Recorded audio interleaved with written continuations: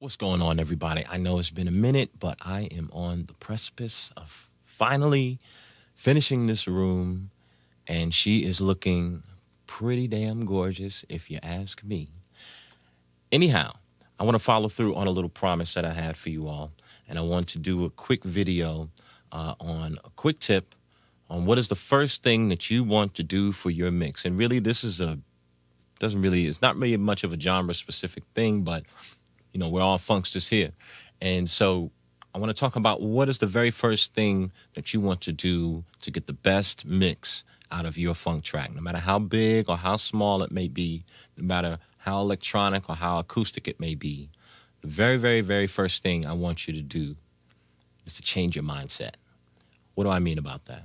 You see, all of us self-producers are wearing multiple hats all the time at the same time. And so in this very critical moment of the artistry phase, right? Try and think of it in three phases. You got your finances, artistry, marketing. Doesn't have to come in any particular order, but they all carry each other. They all have a relationship. So in this part of the artistry phase, right, you got your songwriting done, you got your composition done, you've gotten your arrangement done, you know where everything is going to be, your verses, your choruses, pre-choruses, how it's going to end, all of that stuff. And now you're about to get into your mixing phase. I want you to take a hat off and put on a new hat. And the way that we're going to do that is by simply exporting your tracks and putting that into a new session and mixing your song in a brand new session.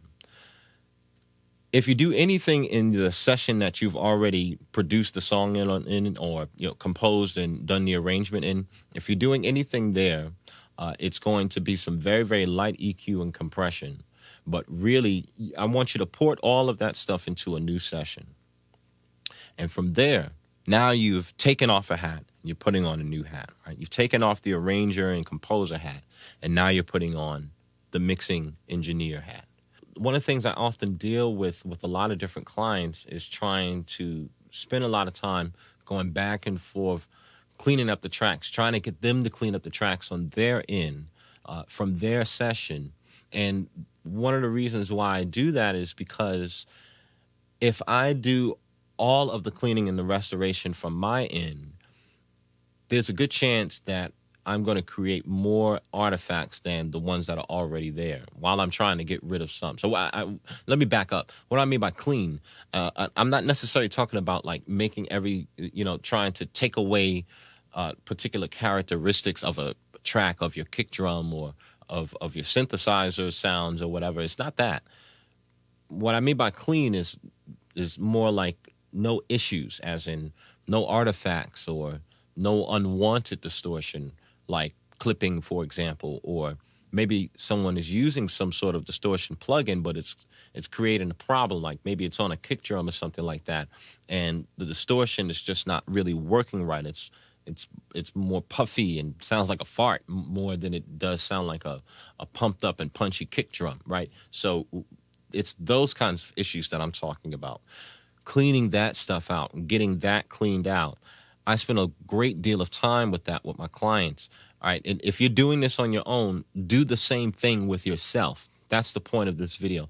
Do the same thing with yourself. Make a new session and then try to make sure, go through all of your elements, your kick drum, your snare, every single thing. Make sure you don't have any of those problems. And if you do have some of those problems, then go back to your old session, your session with just the music in it and everything, and address that.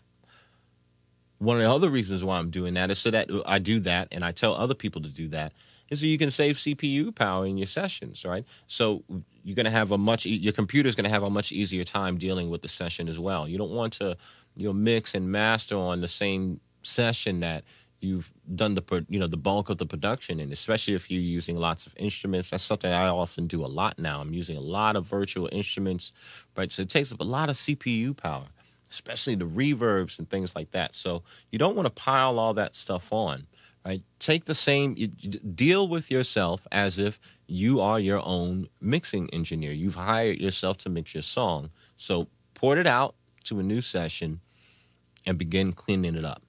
And then from there, the next thing you want to do is try to take all of those elements, your raw mix, and get that raw mix to sound like a solid performance. Just to sound like a decent, clean, solid, transparent performance.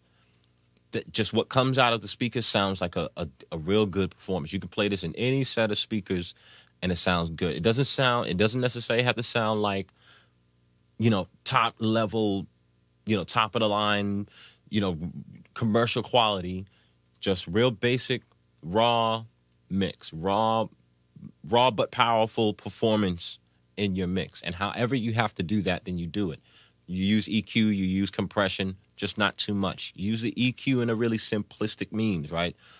Just low end, mid range, high end. That's it.